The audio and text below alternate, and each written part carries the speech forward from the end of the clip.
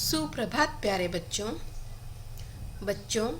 पिछली कक्षा में हमने पाठ 8 तुम मुझे खून दो मैं तुम्हें आज़ादी दूंगा इसका वाचन कार्य किया था।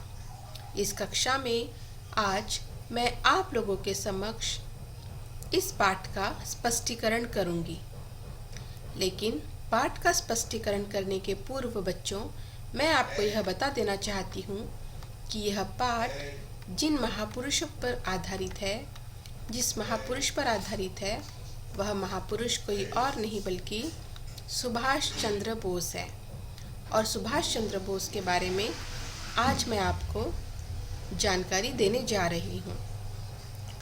सुभाष चंद्र बोस को बच्चों सब लोग नेताजी भी कहते थे, क्योंकि वे सभी के नेता थे। मतलब वह सभी का नेतृत्व बहुत ही शालीन ढंग से करते थे।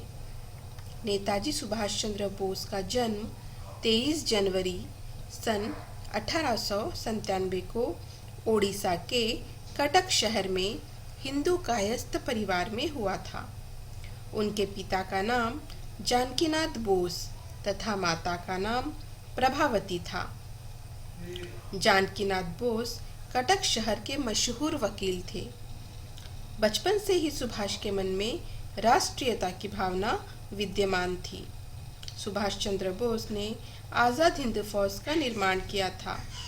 उनकी मृत्यु विमान दुर्घटना में हुई थी बच्चों।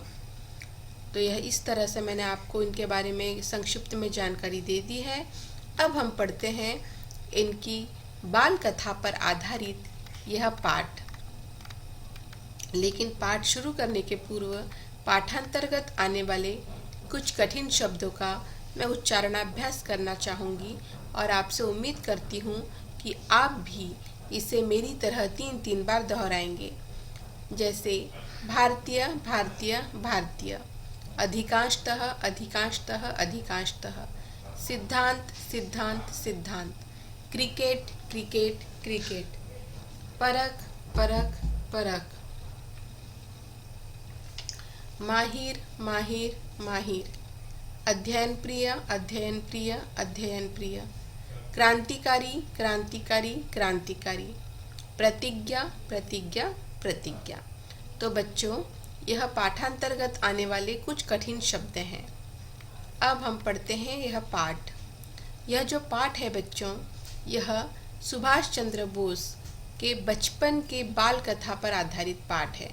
मतलब जब सुभाष चंद्र बोस छोटे बच्चे थे और जब उन्हें गुलाम का मतलब भी नहीं समझता था, जब वे आज़ादी और गुलामी के इस मतलब से बिल्कुल अनजान थे, और जब उनका एडमिशन, जब उनका दाखिला अंग्रेज़ी मीडियम स्कूल में किया गया, और जब अंग्रेज़ी बच्चों से उनका पाला पड़ा, अंग्रेज़ी टीचर से उनका पाला पड़ा, और जब उन्होंने हिंदू और अंग्रेज़ इनके बीच के अंतर को जाना, इनके बीच में होने वाले व्यवहार को जाना, अंग्रेज़ों द्वारा किए जाने वाले अत्याचार को देखा, और तब उन्हें समझ में आ गया कि गुलामी का मतलब क्या होता है। और तब से ही उनके मन में राष्ट्रीयता की भावना का निर्माण हो गया बच्चों। तो चलिए बच्चों, अब हम पढ़ते हैं पाठ। आधी छुट्टी होते ही लड़कों ने सुभाष को घेर लिया। सब उसे घूर घूर कर देख रहे थे। 5 साल का नन्हा सुभाष रुआंसा हो गया। इससे क्या समझ में आ रहा है बच्चों? आधी छुट्टी होते ही लड़कों ने सुभाष को घेर लिया। इस एक वाक्य से समझ में आता है कि यह जो लोकेशन है, मतलब ये जो जहाँ की बात हो रही है, कहाँ की बात हो रही है, ये पाठशाला के अंतर्गत यानी कक्षा की बात हो रही है कि पाठशाला में बच्चे हैं। नन्हा सा सुभाष भी पाठशाला में गया है पढ़ने के लिए, और जैसे ही आधी छुट्टी हुई, सभी बच्चों ने सुभाष को घेर लिया। सब उसे घूर घूर कर देख रहे थे। सब उसे घूर घूर कर देख रहे थे। घूर घूर कर देखना यानी एकटक देखना, टकटकी लगाकर देखना या लगातार देखते रहना। 5 साल का नन्हा सा सुभाष रुआंसा हो गया। यानी देखिए वो बच्चा कितना छोटा है, सुभाष कितने छोटे हैं, केवल 5 साल के। और 5 साल का नन्हा सा सुभाष रुआंसा हो गया।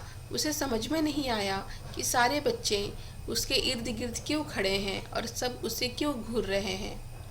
सब विदेशी बच्चे थे, एक वही तो पूरी कक्षा में भारतीय था। वह सोचने लगा, पता नहीं पिताजी ने मुझे इस बैप्टिस्ट मिशन स्कूल में क्यों दाखिल कराया है। इससे क्या समझ में आता है बच्चों कि सुभाष के जो पिताजी थे जानकीनाथ बोस, तो सुभाष के जो पिताजी जानकीनाथ बोस है, उन्होंने क्या किया था, सुभाष का दाखिला अंग्रेजी मीडियम स्कूल में यानी कि बैप्टिस्ट मिशन स्कूल में दाखिला कराया था। तो सुभाष जब पहले दिन स्कूल गया तो उसे सब बच्चे ने सारे के सारे बच्चे उसे घूर घूर कर देखने लगे, क्योंकि अंग्रेज़ी बच्चे सभी एक जैसे दिखते थे, गोरे गोरे भूरे भूरे बाल। लेकिन सुभाष सबसे अलग दिख रहा था उन सब में, शायद इसलिए सब बच्चे उसे घूर घूर कर देख रहे हों। तो सभी बच्चे सुभाष को घूर घूर कर देख रहे थे। 5 साल का नन्हा सा सुभाष रुआंसा हो गया, क्योंकि सभी बच्चे विदेशी थे, एक वही तो पूरी कक्षा में भारतीय था। वह सोचने लगा, पता नहीं पिताजी ने मुझे इस बैप्टिस्ट मिशन स्कूल में क्यों दाखिल कराया है। और स्कूल का नाम क्या था, बैप्टिस्ट मिशन स्कूल।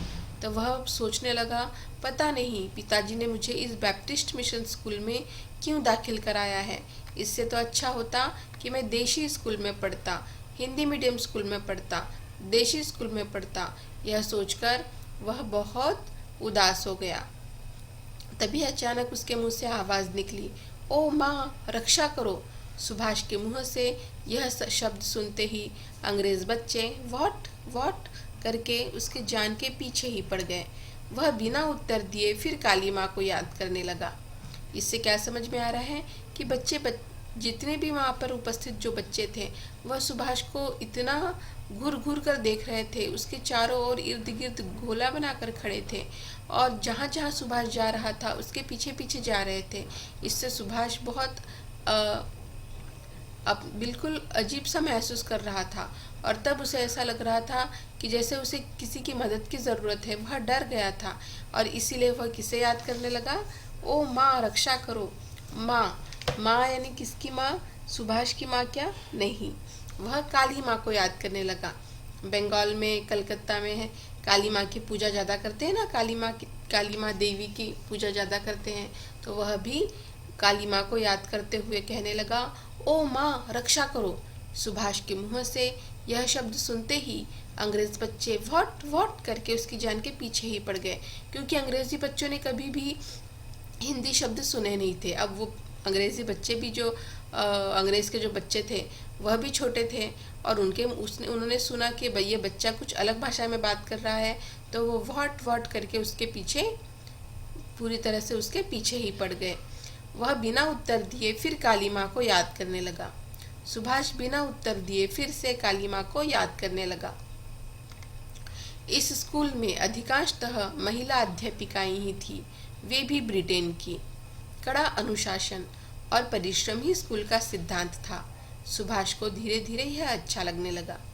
सुभाष जिस बैप्टिस्ट मिशन स्कूल में पढ़ता था वहाँ अधिकांशतः महिला अध्यापिकाएं ही थी और वे भी ब्रिटेन की गोरी गोरी अध्यापिकाएं थी। पूरी तरह से अंग्रेज़ी वेशभूषा में पहने हुए, अंग्रेज़ी वेशभूषा पहने हुए, और वहाँ के जो सर भी रहे होंगे वह भी पूरी तरह से अंग्रेज़ी वेशभूषा पहने हुए थे।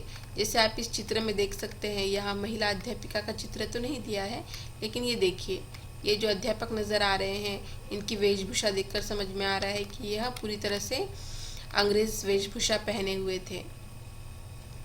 तो बैप्टिस्ट मिशन स्कूल में अधिकांशतः महिला अध्यापिकाएं ही थी और वो भी ब्रिटेन की।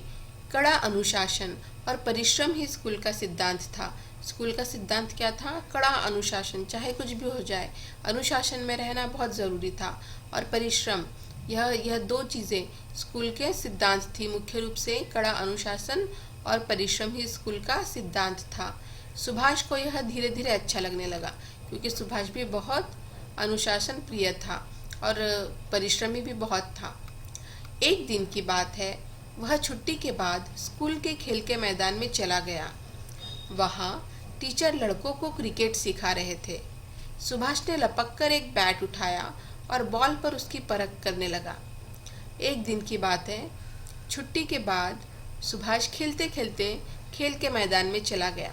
वहाँ सुभाष ने देखा कि वहाँ पर जो टीचर है, यानी स्पोर्ट्स के टीचर, खेल के टीचर, वे बच्चों को क्रिकेट सिखा रहे थे।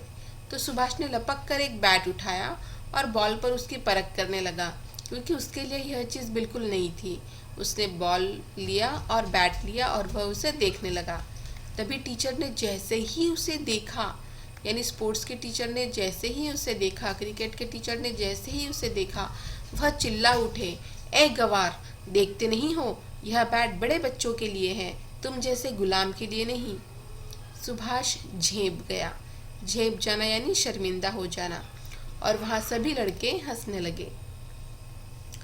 तो देखिए, वैसे तो एक किसी भी टीचर ने इस तरह से नहीं किया करना चाहिए, ये जो है पूरी तरह से गलत है। सभी बच्चों के साथ समान व्यवहार करना चाहिए। किंतु यह जो ब्रिटेन के जो अध्यापक थे, अंग्रेज जो थे, यह शुरू से ही भारतीयों को तुच्छ समझते थे, गंवार समझते थे। और जैसे ही सुभाष ने बैट और बॉल पकड़ा और बैट और बॉल की परख करने लगा, तो वह जो क्रिकेट के जो अध्यापक थे, वह जोर से चिल्ला उठे, ए गवार, देखते नहीं हो, यह बैट बड़े बच्चों के लिए है, तुम जैसे गुलाम के लिए नहीं। यह कहकर उसे जोर से डांट दिया और वहाँ पर खड़े सभी लड़के हंसने लगे। नन्हासा सुभाष क्या जाने कि गुलाम किसे कहते हैं। नन्हासा सुभाष नहीं जानता था कि गुलाम किसे कहते हैं। उसने पहली बार उस अंग्रेज के मुंह से, उस अंग्रेज अध्यापक के मुंह से सुना था कि यह बैट बड़े बच्चों के लिए है, तुम जैसे गुलाम के लिए नहीं। और तब उसे एहसास हुआ कि क्या वह गुलाम है, क्या वह गुलामी कर रहा है। तो उसे कुछ समझ में नहीं आया कि गुलाम किसे कहते हैं। दूसरा दिन सुभाष हॉकी खेलने गया। उसने कभी हॉकी खेली तो नहीं थी, पर देसी डंडा घुमाने में वह माहिर था। देसी डंडे की तरह घुमा फिराकर वह गेंद पीटने लगा। अध्यापक ने उसकी इस गेंदबाजी से प्रभावित होकर उसे खेलना सिखाया। अब अगले दिन सुभाष कहाँ गया? हॉकी खेलने गया। और हॉकी भी सुभाष ने कभी खेली नहीं थी, लेकिन जैसे ही उसने देखा कि वहाँ पर हॉकी रखी है, तो वह उसे बिल्कुल देसी डंडे की तरह घुमाने लगा। जैसे गिल्ली डंडा खेलते हैं ना, गिल्ली डंडे की तरह घुमा फिरा कर खेलने लगा और गेंद पीटने लगा। अध्यापक ने उसकी इस गेंदबाजी से प्रभावित होकर उसे खेलना सिखाया। अध्यापक बहुत प्रभावित हुए कि वह काफ़ी अच्छी तरह से खेल रहा था। हालांकि उसने कभी हॉकी खेली नहीं थी, पर देसी डंडे की तरह वह हॉकी को घुमा फिराकर पीटने लगा और इतना अच्छे से खेलने लगा कि अध्यापक भी उसकी गेंदबाजी से प्रभावित हो गए और अध्यापक ने उसे खेलना सिखाया।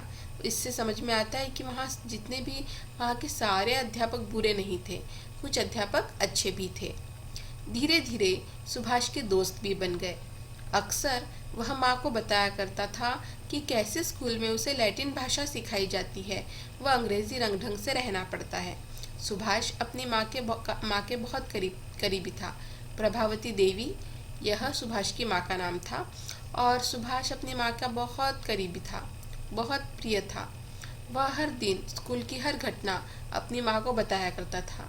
वह अपनी माँ को बताता था कि कैसे उन्हें लैटिन भाषा सिखाई जाती है और अंग्रेजी रंग ढंग से उन्हें रहना पड़ता है। छात्रों को हर विषय रटाया जाता था, यही उनका मूल मंत्र था।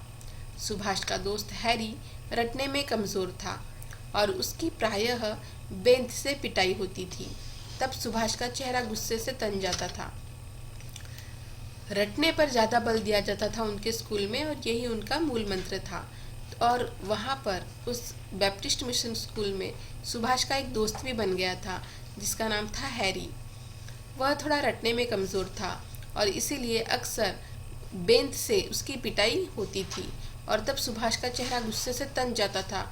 उसे बहुत बुरा लगता था कि बस छोटी सी गलती के लिए एक नन्हे से बच्चे को इतना बेंत से मारा जाता है। सुभाष अध्ययन प्रिय था, इसलिए सभी अध्यापिकाओं का प्रिय था। मिस सारा लॉरेंस तो एक दिन उनके घर ही आधम की। जो सुभाष था वह अध्ययन प्रिय था। सुभाष को अध्ययन करना बहुत अच्छा लगता था। सुभाष अध्ययन प्रिय था और इसीलिए सभी अध्यापिकाओं का वह प्रिय था। मिस सारा लॉरेंस एक दिन उसके घर ही आधम की। शायद किसी दिन वह स्कूल नहीं पहुंचा होगा, तो मिस सारा लॉरेंस उसे इतना प्यार करती थी कि वह उनके घर ही आधम की। बंगले में बहुत बड़ा लॉन था और पिताजी वहीं मखमली घास पर टहल रहे थे। पिताजी ने मिस सारा का स्वागत बहुत ही गर्मजोशी के साथ किया। मिस सारा लॉरेंस जब सुभाष के घर पहुंची तो उन्होंने देखा कि सुभाष के पिताजी जानकीनाथ बोस वहीं बाहर मखमली घास पर टहल रहे थे। जैसे ही जानकीनाथ बोस ने मिस सारा लॉरेंस को देखा तो उन्होंने मिस सारा लॉरेंस का स्वागत बहुत ही गर्मजोशी के साथ किया। गर्मजोशी के साथ स्वागत करना मतलब बहुत ही उत्सुकता से स्वागत किया। और मिस सारा लगातार सुभाष की प्रशंसा ही करती रही और कहती रही, you know mister Bose, Subhash is genius. देखना एक दिन वह आपसे भी बड़ा वकील बनेगा। और पूरा समय मिस सारा लॉरेंस सुभाष की तारीफ ही करती रही, प्रशंसा ही करती रही बच्चों। तो बच्चों, यहाँ तक आपको पाठ पसंद आया होगा, समझ में भी आ गया होगा। आज के पाठ में, आज के वीडियो में बस इतना ही। इसके आगे का स्पष्टीकरण मैं आपको अगले वीडियो में कराऊंगी। ठीक है बच्चों, तब तक आप इस वीडियो को बार बार देखिए, बार बार सुनिए और इस पाठ को बार बार पढ़िए बच्चों। ठीक है, धन्यवाद।